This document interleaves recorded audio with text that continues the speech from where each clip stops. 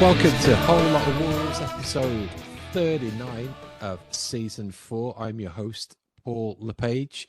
Josh is out this week dealing with a family matter that we're hoping for a positive outcome, but I am ably assisted by Alex, producing in New York. Hey, Paul. And a Whole Lot of Wolves, we can't be questioned when it comes to adding strength in depth as our guests are concerned. So we have another debut this week. It's Adam Cohen joining us from New Jersey. Adam, great to have you on the show. Tell us how you became a Wolves fan. Sure. Thanks again for having me on.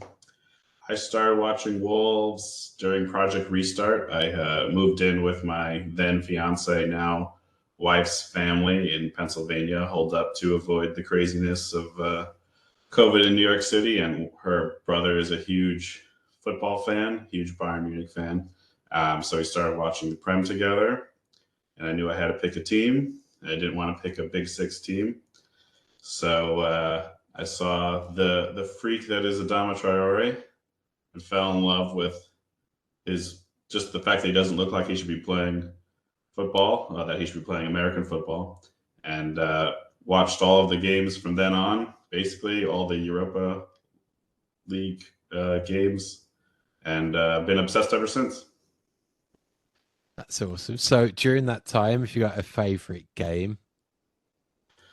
This is a hard one. I was racking my brain thinking about what my favorite game would be. I think it's kind of tied between two. It's either the Chelsea game from lockdown when Pedro Neto scored that last minute winner, and then he ran over and hugged, I think, who was the gardener, but the fans thought it might have been Raul, or the 3-2 win against Villa at home from a couple seasons ago with that deflected Ruben Neves free kick. Got you. So if I was to guess, then you probably have Traore as your favourite player up till this point. Have you got a favourite on the current team? I think this squad, the great thing about this squad is they're all pretty lovable, and there's a reason to have each one as a favorite. But my Twitter handle is nothing but Neto, so I think Pedro Neto is up there, Cunha's up there, Lamine is up there, but yeah, it's hard to choose. It's like picking your favorite kid, you know? Sounds good. So plenty of exciting things to get to on tonight's show, including the huge, big, massive news of finally our preseason tour in the United States coming this summer. We'll get to that. But first, we have to look at the final home match of the season from Saturday. Wolves 1, Crystal Palace 3. Totally predictable. But even before kickoff, forced into a change. Dan Bentley having to come in between the sticks due to an illness during the warm-ups. Jose Sarr. Wolves looked decent-ish early on, but things started to deteriorate when they were turning the ball over consistently in their own half. Did that give you a dreaded sense of inevitability, Adam?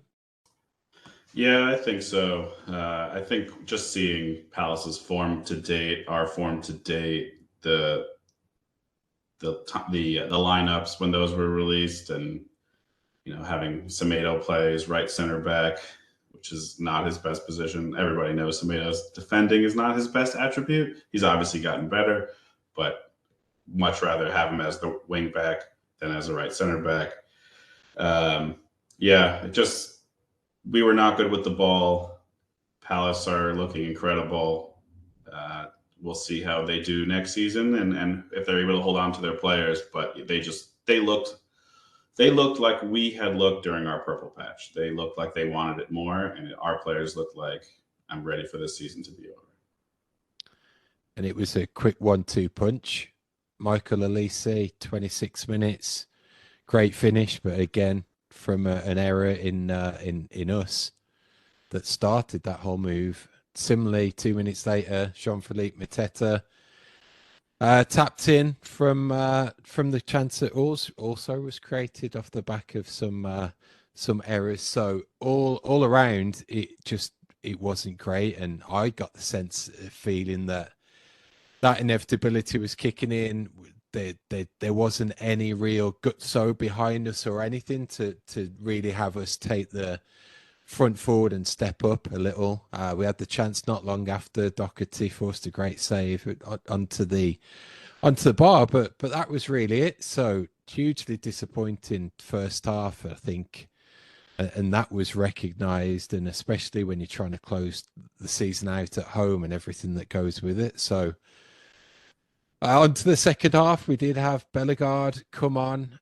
He replaced Boubacar Traore. He'd already been booked, didn't have certainly his best first half of football, and I think we've seen that over a few weeks. That we've seen some highs from Traore, but then some stinkers as well.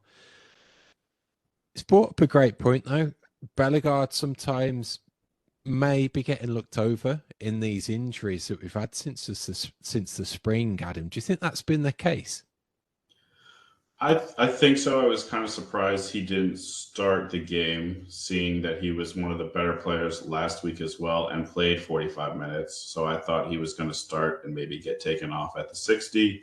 I think he adds a lot to the midfield that we're missing. I think Lamina and Gomez, as great as they are, not the best box-to-box midfielders, kind of more defensive-minded. Obviously, they've each scored plenty of goals this season, which has been great, but Bellegarde really should be filling that role. And I think when he came on, he definitely was a difference maker, and he adds a lot to the team. And I really hope he starts next week against Liverpool. I think when he first joined, I think his first game was against Liverpool, and he played very well. Obviously, we ended up losing that game, but he was one of the shining stars. And I think now that we're towards the end of the season and trying to figure out what next season's going to look like, I don't expect to lose him, and hope that he gets more time to shine and brings what we need to the midfield that we're definitely missing and have been missing for the last few seasons. So, Alex, it was better in the second half into the 66th minute, and we get a goal back. Mateus Cunha, good finish in the box. Joy immediately taken away with the lines. The assistant referee raised his flag, but then lo and behold, VAR intervened in our favour. What happened there? There had to be some type of mistake, right? Like, with they couldn't have possibly given Wolves a correct decision. No, it's great. I mean, I know people complain about VAR taking away, some of the joy of the game with the celebrations and everything, and it is very, like, you could see it on Mateus Cunha's face.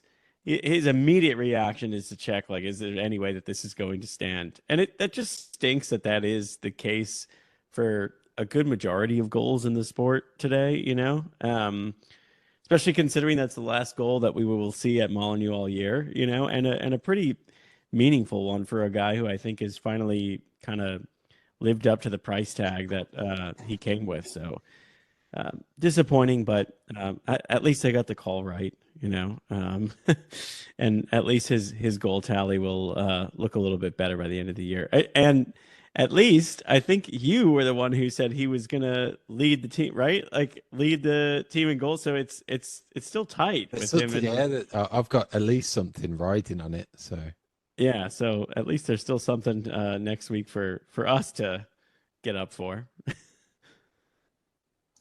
I felt that this game was the I guess the payback we were supposed to be getting from the refs all season. They had multiple checks for penalties against Palace, being given to Palace that they didn't end up giving, when I could have seen those penalties being given. They weren't anything so ridiculous that I would have been so surprised if they gave them away. We got a penalty call originally for Cunha going down right outside the box. Obviously, that didn't stand. This goal, the Cunha goal that did stand, they checked the lines. It went in our favor. This kind of felt like, oh wow, they really want to give us everything we can get in order to win this game, and the boys just didn't have it to score their own goals. But it seemed like the refs were trying to give it to us. I am interested in the potential for that more automated offside and how that would impact on Saturday's goal, whether it be like more immediate or more instantaneous, that they let that goal they let the goal stand first, so the linesman isn't raising his flag, but then it's checked after the fact like they are anyway. So I'll be interested in that development to see if that has any positivity.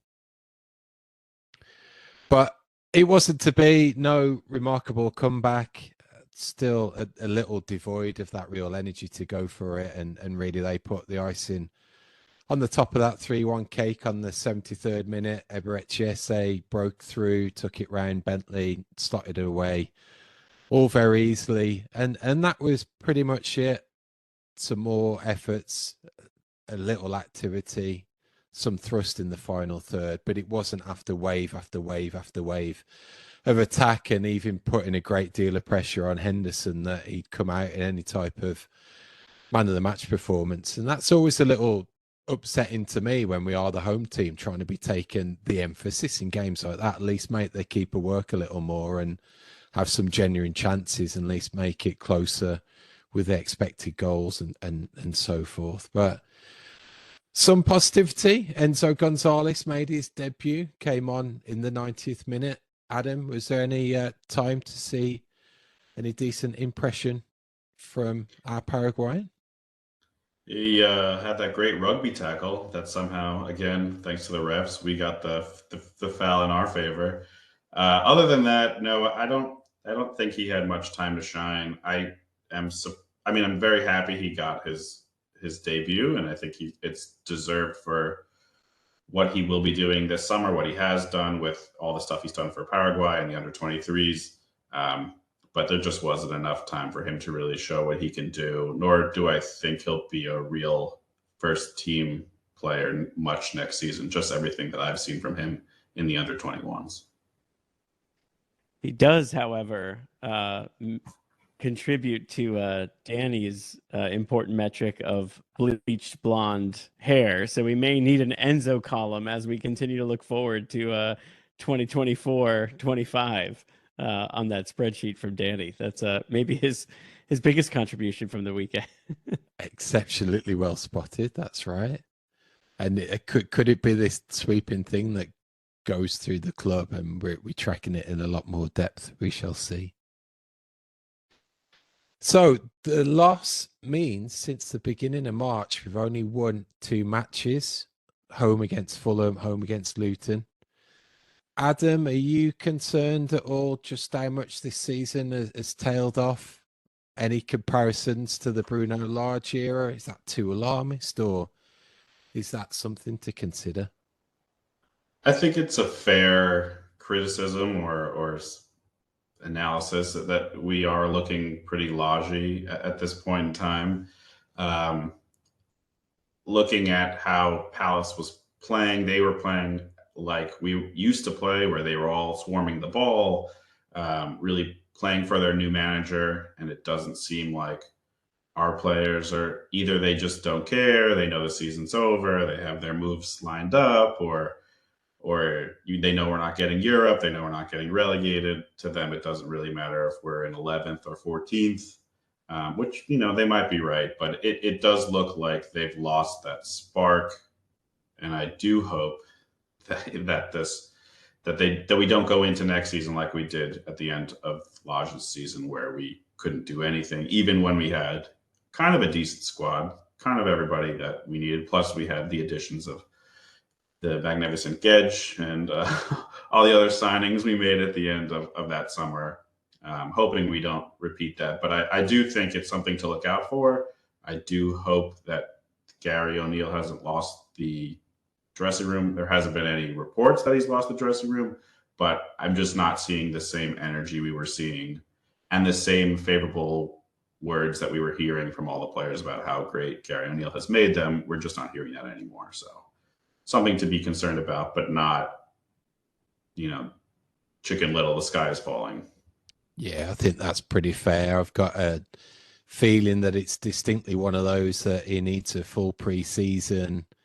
Potentially, if there are signings or money to spend, he's got some input on that, and maybe gets 1 or 2 of his generals or senior pros it might have worked with in the past, or he wants to bring in that can help impart a style that maybe he's had trouble doing with this nucleus of the team that he's got. But I think adding to that, just the general burden that's been placed on the bulk of the players in terms of minutes and injuries and all of that is a culmination of a season as far as that goes that's made it tail off. But I think the drastic nature of it is definitely something to be aware of. I think sometimes as well you look back and the Coventry City game still sticks out in my mind that this is, I know we get everything about injuries and a depleted squad.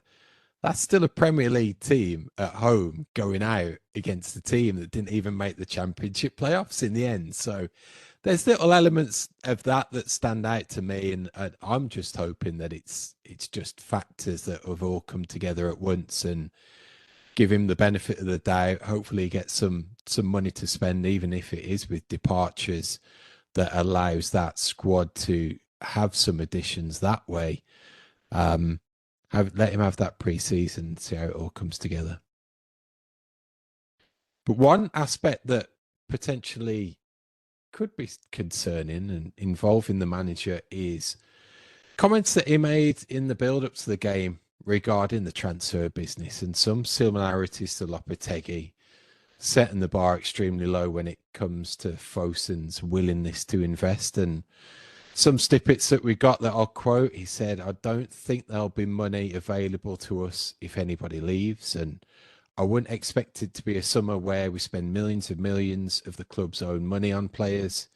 It won't be the same as last year where we had to sell loads and make a huge profit, but I wouldn't expect it to be a spending spree." So, Adam, is that totally unexpected or along the lines of what you're thinking was going to happen anyway? Yeah, I think the club has been pretty good about tempering fans' expectations. They've been messaging for the past few months or years, really, that it's going to be a sell to buy situation in the summer, and that's what we should be expecting. And they won't be doing the 100 million in signings of 4 to 5 players just from their own pocket. It'll have to be fueled by player sales. I guess the concern is how many players are we going to sell, and then can we trust the club to get the type of quality that we need in order to push forward and not just try to do the Southampton model, which we all know how that went, or the Leicester City model, and we all know how that went. And so it's difficult to take your established stars, sell them, and then find the gem from that everyone else is looking for, and convince them to come to Wolves. Which we all love Wolves, but it's a hard. We don't have Europe. We don't. It's a hard sell for some players. So I think we know it's coming. I think we'll have plenty of sales, for better or for worse. I think we have to trust Hobbs and Gary O'Neill that they're gonna be able to do the type of business they want to do, and hopefully it pushes us in the right direction. But remains to be seen, I guess.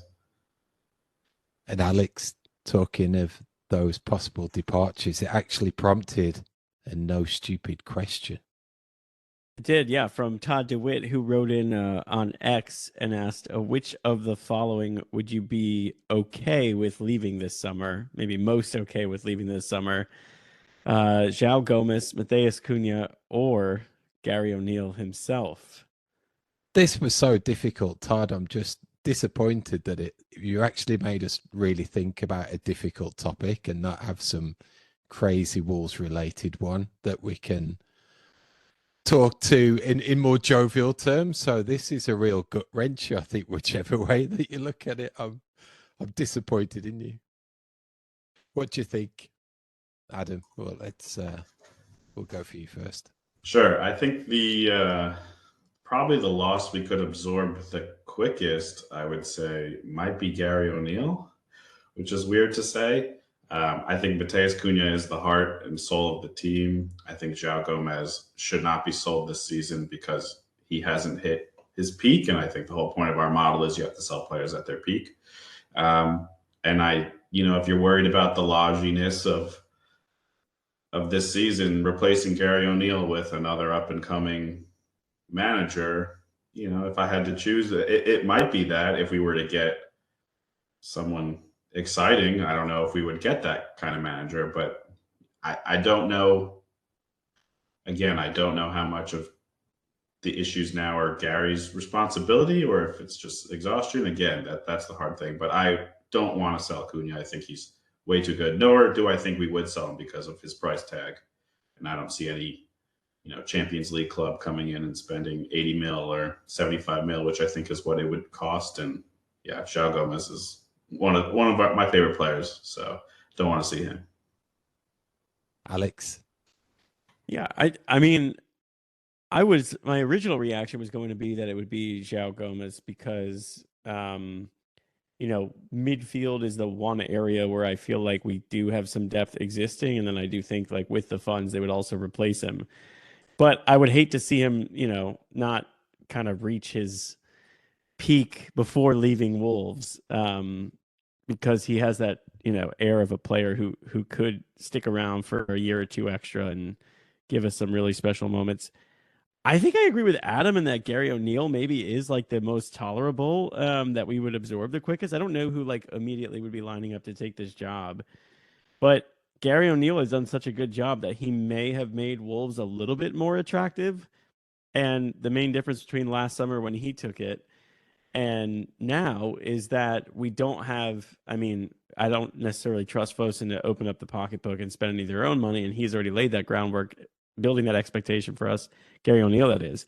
But we're not bound by the rules of like possibly facing any type of penalty if we spend too much, which there's a big difference there. Like, so I don't know. I could see a situation where a candidate would look at the Wolves job and say, okay, if I'm inheriting some of these pretty talented, like inheriting a good starting 11, and I'm already assuming Neto's gone, but a pretty good starting 11, a team that could spend a little to add depth, and a guy in Matt Hobbs who like seems like people really like to work with. Even Lopetegui like to work with him. He's not the problem. So I could see a scenario where a decent manager would step into that.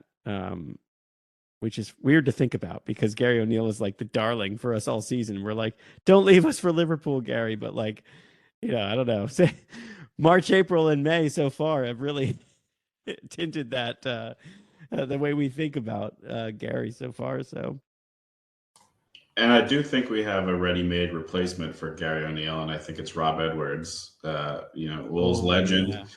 I think we know Luton's probably going down unless they win by 13 goals or something next week. So we could probably get it done quickly. We know that the Luton players love playing for Rob Edwards. Yeah, they had some terrible games, but was that because of their depth or was that because of his tactics? Remains to be seen. He's done great things with Forest Green Rovers. So yeah, I think we could do it quickly and then I think he would immediately have the love and affection of Wolves fans from who knew him playing for us. So I think Rob Edwards would get my wife to watch some Wolves matches. Maybe even get her to Wolverhampton. I'm just hoping. I'm cross fingers, cross toes.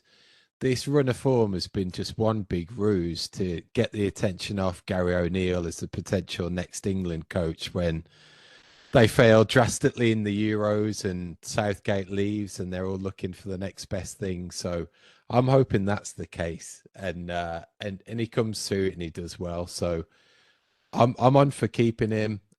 With Cunha, I think you've got to go 12 goals, double digits in the Prem. It's a lot to ask. They don't all grow on trees, that caliber of player.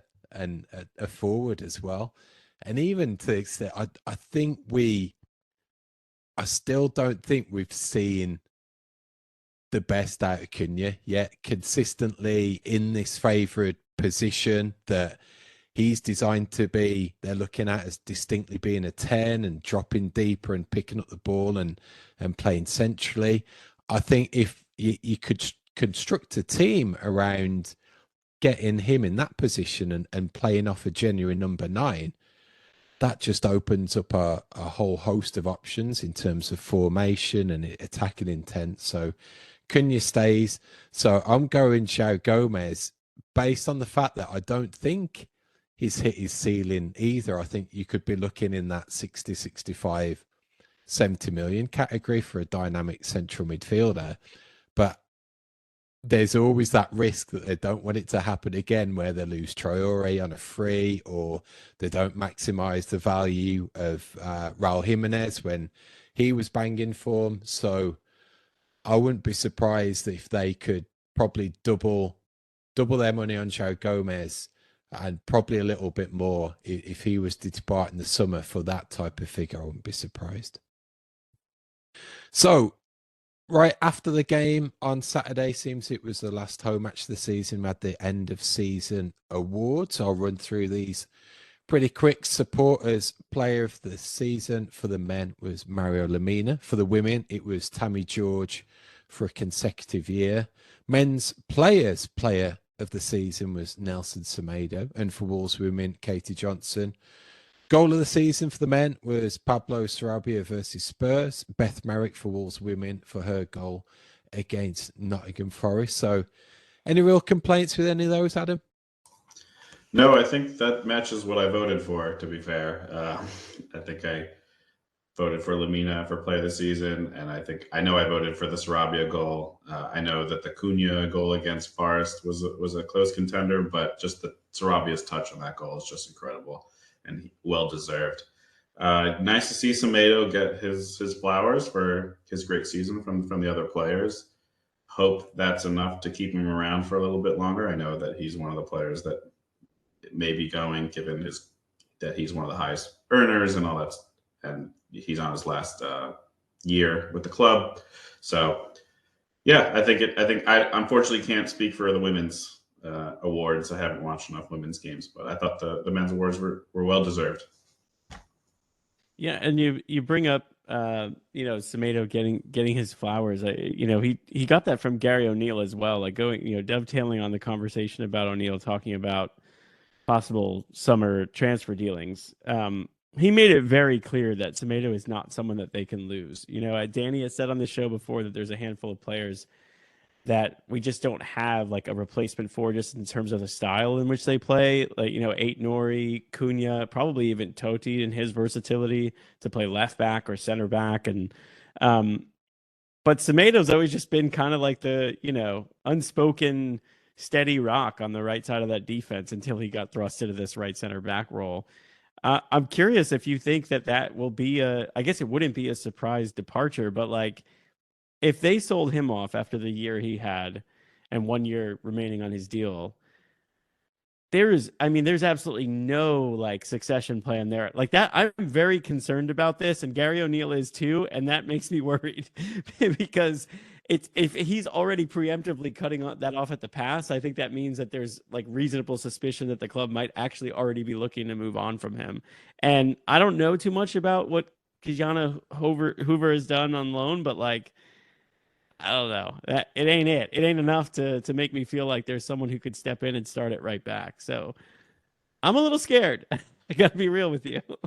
It is a worry. I think that you've got that seniority at least, and may not be outwardly, probably in that capacity of a Kilman. I think Semedo is one of those more senior leadership figures that are within the squad. So to have him, his experience, the amount of games taken out, it is really going to be tricky to fill. And yeah, no succession planning, no one even remotely close to coming in and being a like for like replacement.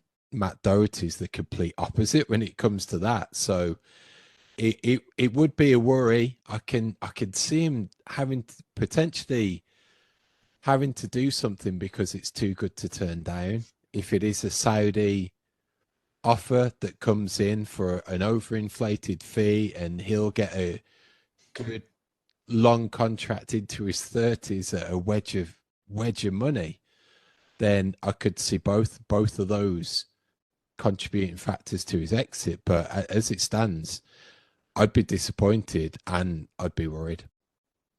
Yeah, I definitely think that Semedo had an incredible season and finally has showed that he was worth the price tag that we paid several years ago.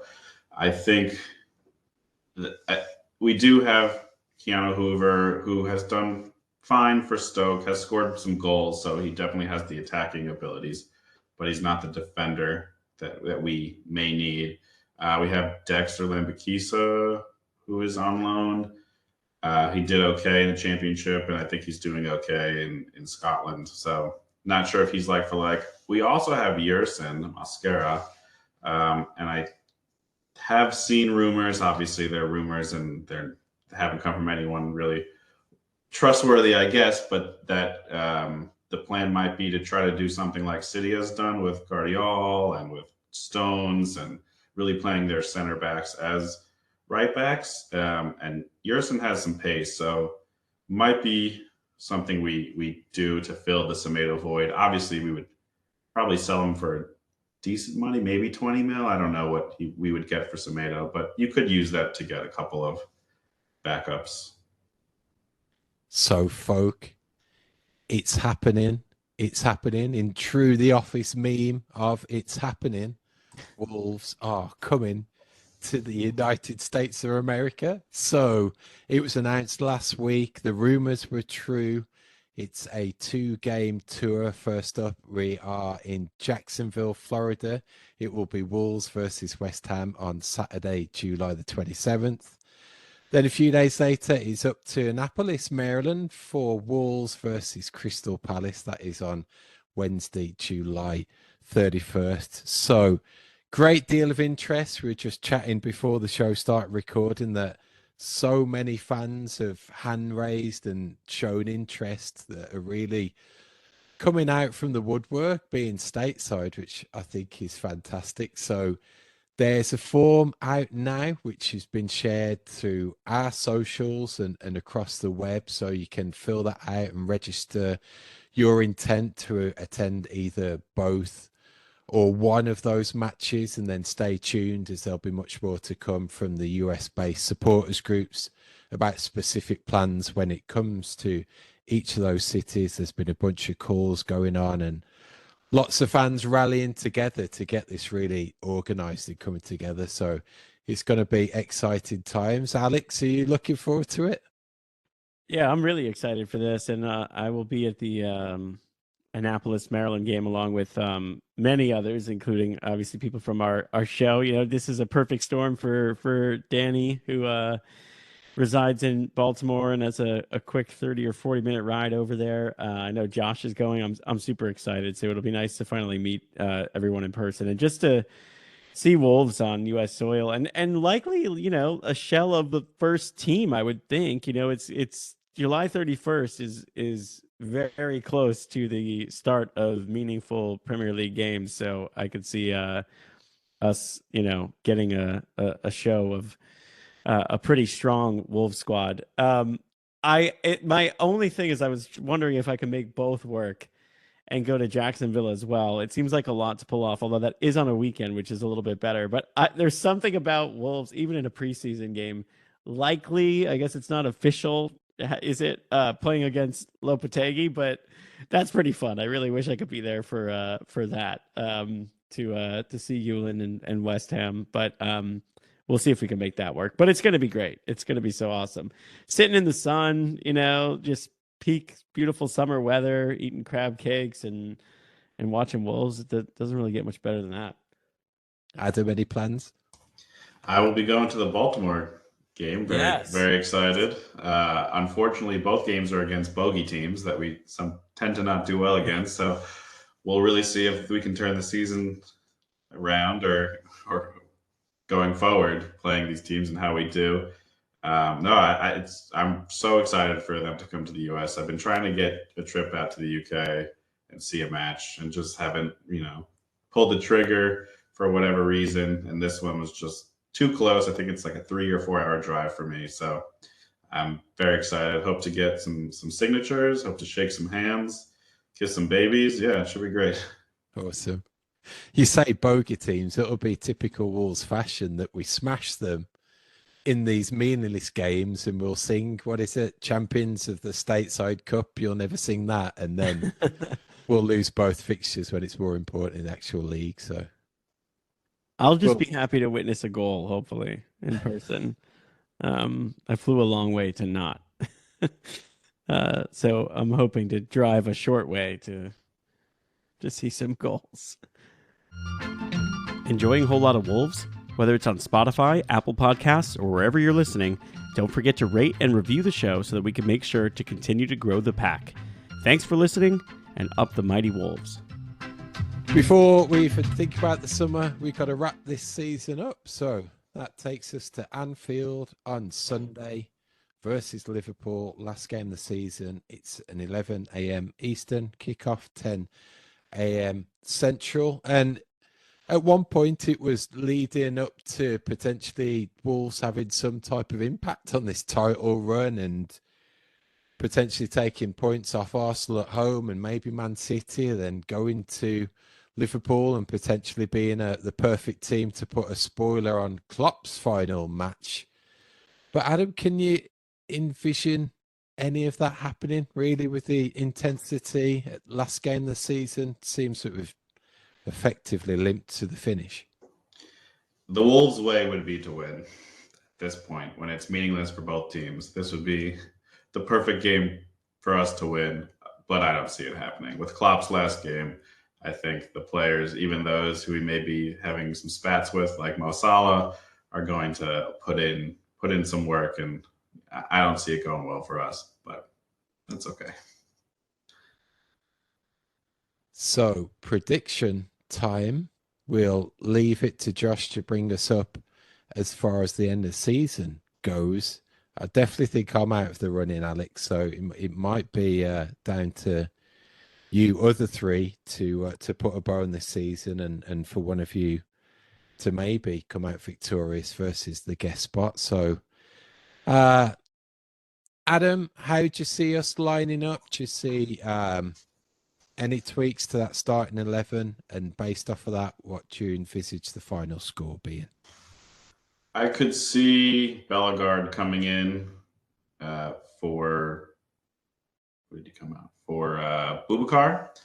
And I could see Neto getting 5-10 minutes just to show clubs that he's healthy.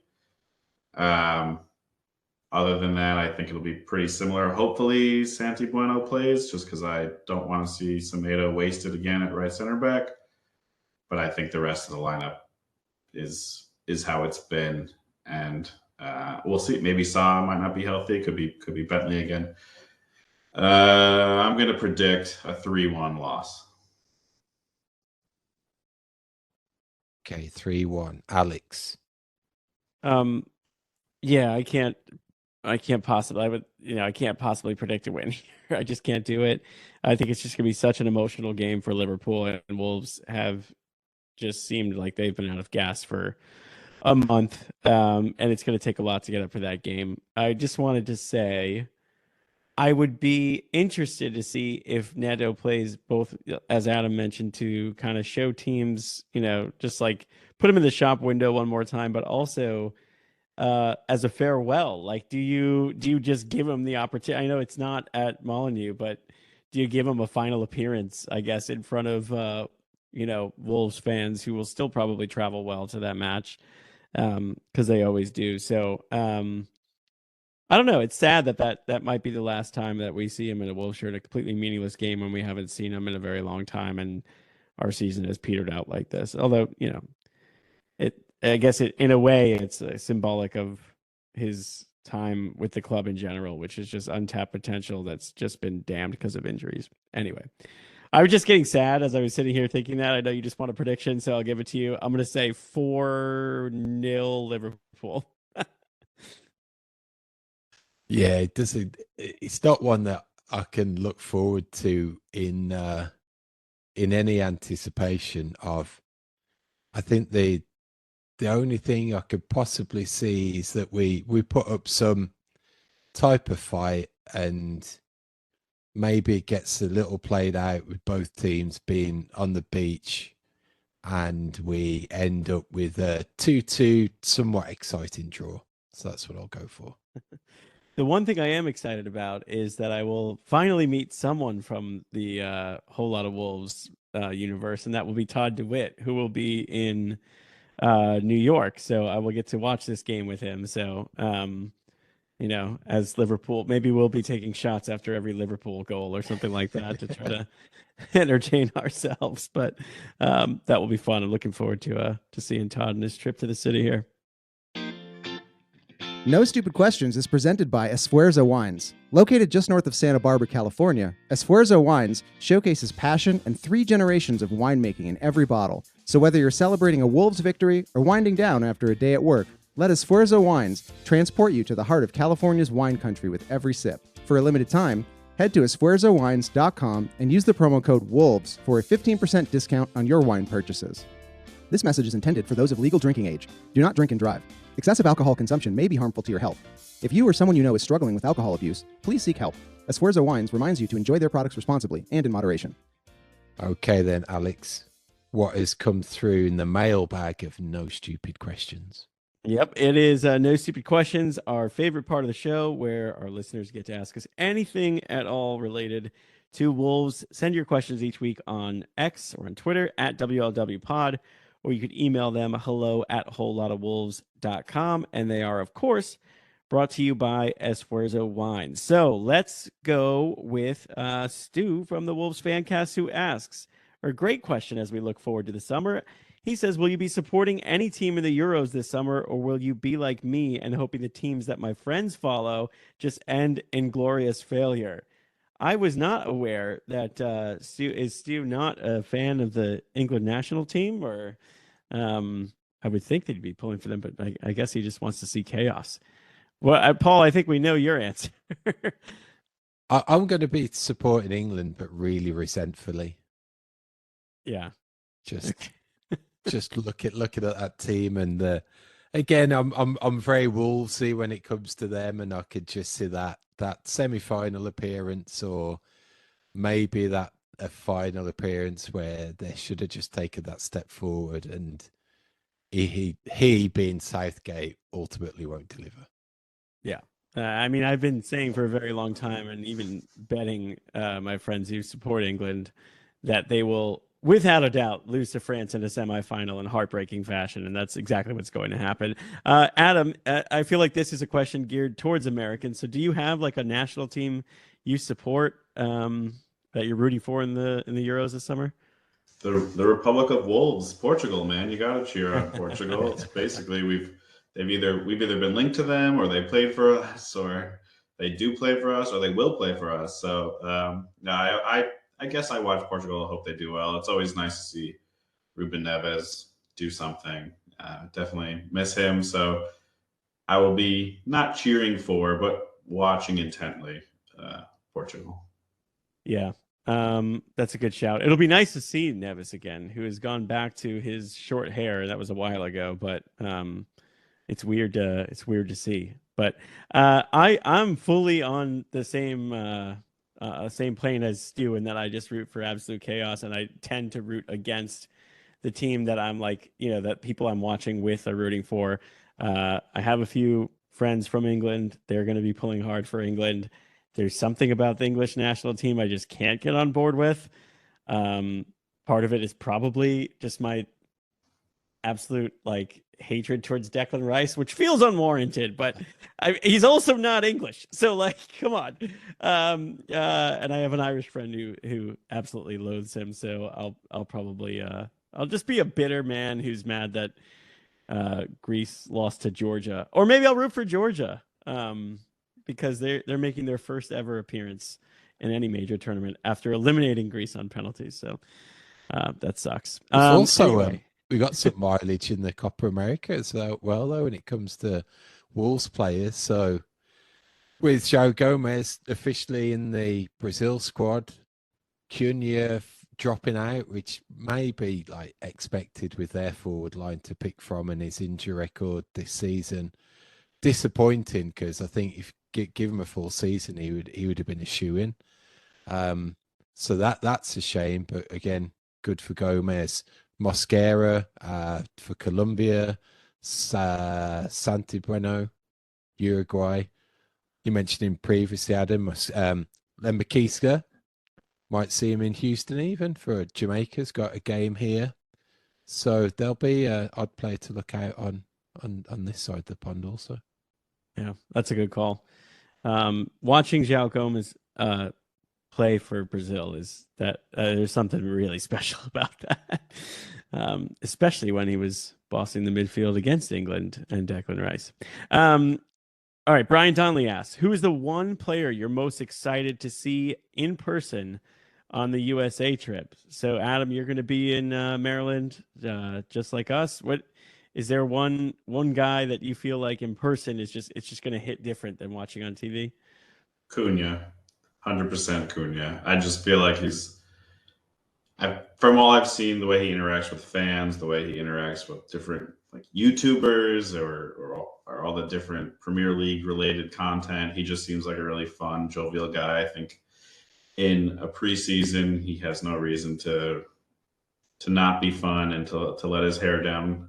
And I think he'll be great with fans. So Cunha, I'm really excited about. I'm also wearing a Cunha shirt, and so I hope he signs it. Nice. I think that's where it will, for us, work favourably that he isn't in that Brazil squad. So pretty much guaranteed to be on the tour and front and centre and potential star boy appearances as well. So, yeah. Yeah. I will say, and I will stick with my theme of him being a mystery, although he's been much more vocal lately. I would love to have some type of interaction with Ryan Aït-Nouri. That way I can confirm in person with my own ears that he does speak. No, but he's been in a lot of videos lately. But also, he's a really fun watch. And I think, much like Cunha, in a relaxed atmosphere, could be fun, especially in terms of his playing style. You know, I could see him trying to have a few extra spicy things come off in a game that, you know, doesn't really matter at the end of the day. So I'm excited and hope we get to see him. And if I'm not mistaken, I don't think there's any major international tournament that Algeria would be playing in this summer to prevent him from being around the club a lot more. I guess the only thing would be a sale, but we'll cross that bridge if we come to it. So I'll go with him, but Cunha is definitely, I can't wait to see him.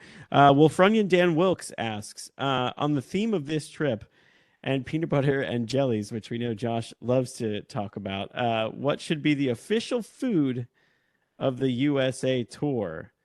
So we got Jacksonville and we got Maryland. What do you guys think? How do we wrap those into one?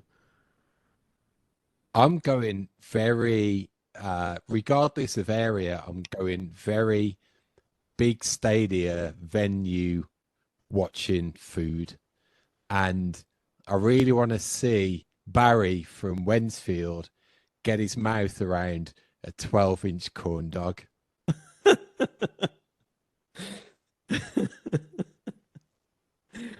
We gotta clip that. Sorry to anyone called Barry from Wensfield who's traveling over to the US for this tour. You will be warmly welcome. I apologize. I was going to say Tums. I just feel like stadium food is going to be it's very heavy for those of us, for those coming over who aren't used to it. American stadium food. No, I mean, what's more American than a hot dog, even though it's not American at all? Yeah. Good calls. Yeah. I'm trying to think of another stadium food. I mean, everything I've been thinking about is so specific to Maryland, but then you can't do that because the tour does kick off in Jacksonville. Yeah, I guess a hot dog has got to be the answer, right? Yeah, Freedom fries, maybe in some shape or form. I'm cringing in advance. Well, it's going to be interesting that you'll get a big bunch of fans and they'll definitely be coming over from England and then getting the opportunity to actually have a beer when the game is going on. So that's got to blow people's minds, but it's also got to blow people's wallets when it'll be like $20 a beer and it'll be for Bud Light that's probably watered down and they'll just be going like, "What the fuck?" So Yeah, exactly. It will. Yeah, it'll be like an $18 like tall boy can Yeah. of Bud Light and whatever other basic beers. But that's interesting. I never even thought about that. I guess like when else do they get to experience that? Can you drink at these like games they've been playing in summers in Spain? Maybe. I don't know. I'm not sure. Even when it comes to European venues, pretty sure you can have a beer in Germany. And then if it is a pre-season one at like a smaller venue in Spain or Portugal, like that they must do. But yeah, it'd be distinctly something new, I think. What percentage of people who are going to preseason do you think will be Americans, and how many will be proper Wolverhampton residents? I think it'll probably be 90% US based and 10% traveling. You will get a hard core of Wolves fans that travel wherever, and there were even those that went to China and booked for Korea, even though that didn't go through. So I think you've got those that will travel, but it obviously it's far, it's an expensive trip to make. So I don't think it'll be in the number that typically exists when it is a European tour that's a little easier to get to, and cheaper flights around Europe, and the ease of logistics. But I think Wolves will travel well, and there'll be a good turnout that's making the trip. And then again, talking before we press record, that it could be real eye-opening to see how many of us are out there when it comes to US-based fans who we don't know. So it will be interesting to look up in the crowd, see all those jerseys, and realize what potential we've got here as far as the fan base goes, and the opportunity for it to grow even further, I think. Yeah. I think even we've been a little surprised at how many people immediately responded to some of the, things that have been posted on social media and how many people plan to attend. So I'm really looking forward to that. And I maybe I'm naive, but I do think that there are a good amount of people who are in the same scenario that Adam was during Project Restart, and I was not long before that are looking for something to latch onto, and really hopefully that will, we'll see a spike of people coming on this show like 3-4 years from now, and when we ask them how they became a Wolves fan, they'll say, from Maryland, and I was looking for a team, and I went and I saw Cunha score a hat trick in person. I think that's going to be something really fun to see the diehards, but then also the casuals who could be swayed to become as miserable as us down the line. That's it for No Stupid Questions. And of course, they are brought to you by Esfuerzo Wines. Go to esfuerzowines.com. Use the promo code WOLVES when you place your wine order, and you will get a 15% discount. Esfuerzowines.com. Thanks to them for sponsoring this segment, which is always our favorite part of our weeks throughout the whole season. I like what you did there, Alex. You said 15%, like pouring the wine. Yeah. Nice. I got wine pours on the mind. Adam, we're about to wrap up, so let our listeners know how they can best connect with you online and then hopefully in person in the summer. Yeah, well, I'll be at Baltimore, so look for me there. I'll be the loud, annoying guy. And I am at Nothing But Neto on X/Twitter/ whatever Elon decides to change the name to next. Thanks to Alex producing, Danny on the socials, and you, the listener, helping to indulge us each week. If you're so inclined, please give us 5 stars and write some comments, favorable or not, on the podcast platform that you listen to us on, because that helps with our growth and exposure. So we'll be back this time next week with a grand finale to the season and number 4 of Whole Lot of Wolves. So between now and then, if you walk in down the street and someone says to you that you'll never walk alone, tell them no, and up the mighty wolves.